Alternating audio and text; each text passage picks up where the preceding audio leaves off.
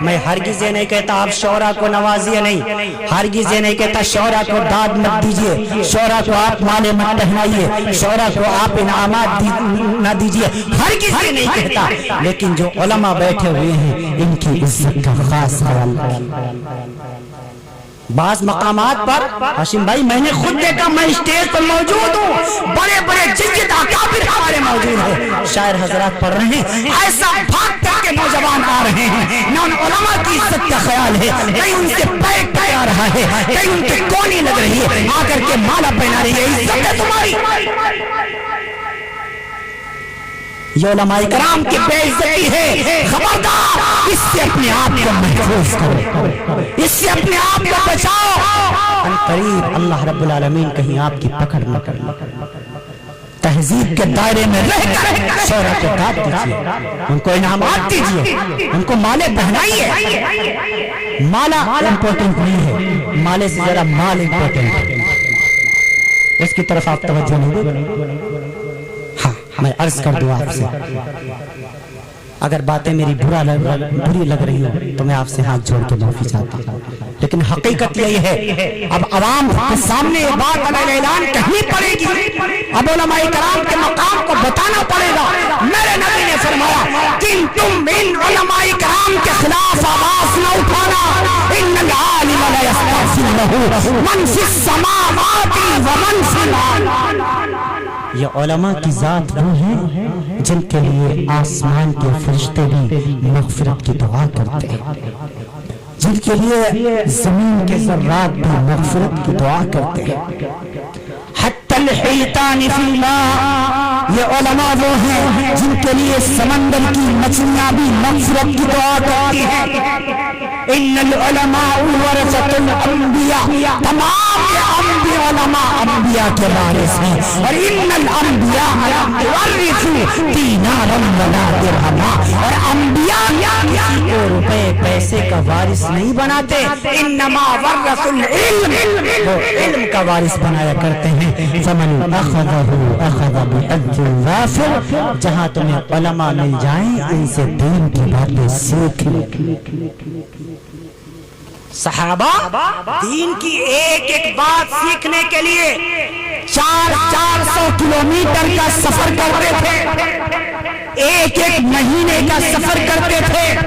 ایک صحابی کو پتا چلا، تاریخ جرجان نے نقل فرمایا کہ یہاں سے تقریباً 300-400 کلومیٹر کی دوری پر ایک صحابی ہے جو اللہ کے رسول صلی اللہ علیہ وسلم کی ایک حدیث نوٹ کرتا ہے، وہ نقل کرتا ہے براہ راست۔ آپ جس نے آپ کی زبانی وہ حدیث سنی ہے، اس صحابی نے نیا گھوڑا خریدا،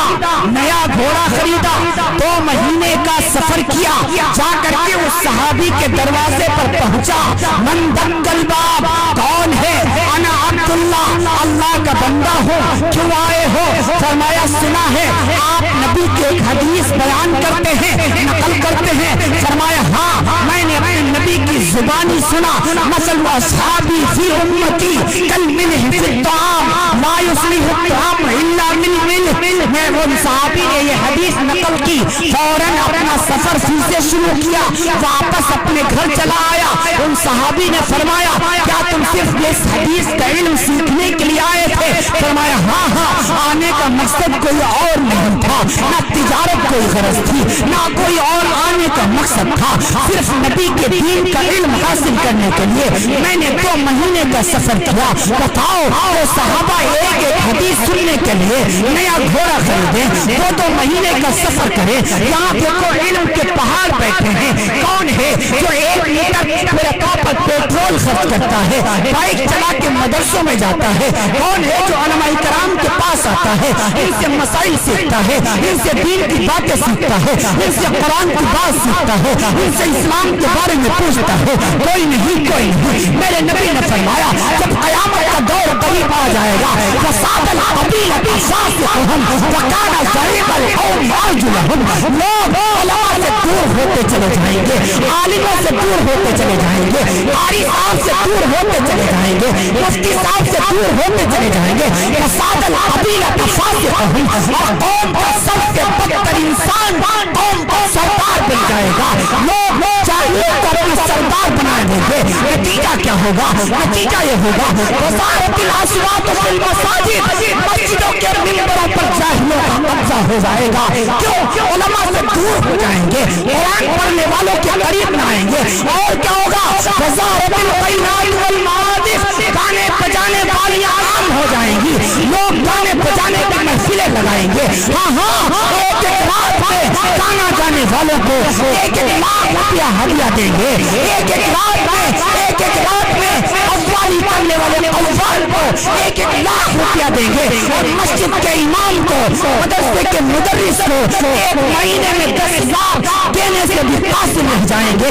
اسی لیے میں کہا کرتا ہوں جو قوم ناچنے والوں کو 1 رات میں 1 لاکھ دے دے, اور دین بتانے والوں کو, قرآن پڑھانے والوں کو, نبی کی حدیث سمجھانے والے کو 1 مہینے میں 10,000 بھی نہ دے پائے, اس قوم میں ناچنے والے ہی پیدا ہوں گے, دین کے دائی قرآن پڑھنے والے پیدا نہیں.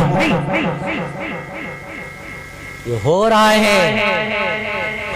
نبی نے جو بتایا تھا, نبی کی بات جھوٹی ہو سکتی ہے نا, سورج مشرق کے بجائے مغرب سے نکل سکتا ہے. 29,000 فٹ اونچا ہمالیہ پہاڑ اپنی جگہ سے ہٹ سکتا ہے, یہ تو ممکن ہے, لیکن نبی کی بات میں ذرہ برابر شک کیا جائے. جس نے نبی کی ذات پہ شک کیا, جس نے نبی کی بات پہ شک کیا, اس نے نبی کی ذات پہ شک کیا. جس نے نبی کی ذات پہ شک کیا, اس نے اللہ کی ذات پہ شک کیا. جس نے اللہ کی ذات پہ شک کیا, اس کا دین اسلام سے ذرہ برابر کوئی تعلق نہیں. کیوں؟ نبی اپنے پاس سے کچھ بولتا ہی نہیں, نبی اپنے پاس سے کچھ کہتا ہی نہیں. جو فیصلہ نبی کرتا ہے وہ اللہ کا فیصلہ ہوتا ہے, رسول اللہ کا فیصلہ اللہ کا فیصلہ. دلیل میں دوں گا, 27واں پارہ ہے, سورہ نجم ہے. اللہ تعالیٰ نے فتویٰ دے ڈالا, ما ينطق عن الهوى, ما ينطق عن الهوى. نبی اپنے پاس سے کچھ کہتا ہی نہیں ہے, جو کچھ بھی کہتا ہے وہ اللہ کے کہنے سے کہتا ہے. رسول پاک صلی اللہ علیہ وسلم نے اپنا نکاح سیدہ حضرت خدیجہ الکبریٰ رضی اللہ تعالی عنہا سے فرمایا. رسول پاک نے اپنا نکاح اماں بیبی میمونہ رضی اللہ تعالی عنہا سے فرمایا. نبی پاک نے اپنا نکاح اماں بیبی صفیہ رضی اللہ تعالی عنہا سے فرمایا. نبی نے اپنا نکاح اماں ام سلمہ رضی اللہ تعالی عنہا سے فرمایا. نبی نے اپنا نکاح اماں بیبی حفصہ رضی اللہ تعالی عنہا سے فرمایا. نبی نے اپنا نکاح اماں بیبی عائشہ صدیقہ رضی اللہ تعالی عنہا سے فرمایا. نبی نے اپنا نکاح اماں بیبی ام حبیبہ رضی اللہ تعالی عنہا سے فرمایا. نبی نے اپنا نکاح اماں بیبی ام سودہ رضی اللہ تعالی عنہا سے فرمایا. رسول پاک نے اپنی بیٹی سب سے بڑی بیٹی حضرت زینب رضی اللہ تعالی عنہا کا نکاح حضرت ابو العاص ابن ربیع رضی اللہ عنہ سے فرمایا. رسول پاک نے دوسری بیٹی حضرت رقیہ کا نکاح عثمان غنی رضی اللہ عنہ سے فرمایا. رقیہ کے انتقال کے بعد رسول پاک نے اپنی تیسری بیٹی ام کلثوم کا نکاح بھی اماں حضرت عثمان غنی رضی اللہ عنہ سے فرمایا. رسول پاک نے چوتھی بیٹی سیدہ فاطمہ الزہرا رضی اللہ تعالی عنہا کا نکاح حضرت علی کرم اللہ وجہہ سے فرمایا. تو یہ رسول پاک کے فیصلے نہیں, یہ سارے فیصلے اللہ کے فیصلے. یہ سارے فیصلے کس کے تھے؟ بولو کس کے تھے؟ اللہ کے تھے. کیوں؟ نبی اپنی مرضی से कुछ कहता ही नहीं।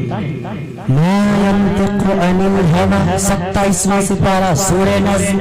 एतराज का जवाब अल्लाह दे रहा है, वन्नज़्मि इज़ा हवा मा ज़ल्ल साहिबुकुम वमा गवा मा यंतिकु अनिल हवा इन हुवा इल्ला वह्युन यूहा अल्लमहु शदीदुल क़ुवा ज़ू मिर्रतिन फस्तवा वहुवा बिल उफ़ुक़िल आला थुम्मा दना फ़तदल्ला फकाना क़ाब क़ौसैन अव अदना फ़अवहा इला अब्दिही मा अवहा मा कज़बल फ़ुआदु मा रआ अफ़तुमारूनहु मा यरा। ये सारे के सारे मुश्रिकीन मक्का के एतराज़ात के जवाबात नबी अपने पास से कुछ नहीं कहते। तो नबी ने जो फरमाया, आखिरी वक्त जब आएगा तो लोग उलमा से बदजन हो जाएंगे। तो ये बात सच्ची है कि नहीं है? सच्ची है। लोग आज उलमा से बदजन हैं। हज़रत मौलाना उबैदुल्लाह सिंधी रहमतुल्लाह अलैहि ने फरमाया, उनका कौल हज़रत का मुझे याद आ रहा है, फरमाया सारे मुआशरे की इस्लाह हो जाएगी, इस्लाह मुआशरा के जलसे कराने की जरूरत न पड़ेगी, बस शर्त ये है उलमा बोले और आवाम खामोशी के साथ उसे सुने और अमल करे, बस मुआशरे की इस्लाह हो जाएगी। इल्म हासिल करने के दो तरीके। कितने तरीके मैंने बताए? मेरी बात समझ में आ रही है? पीछे वालों मेरी बात समझ में आ रही है? कोई बहुत कठिन उर्दू तो नहीं बोल रहा हूँ, आसान उर्दू बोल रहा हूँ। हाँ, हिंदी भी नहीं बोल रहा हूँ। हमने हिंदी समझ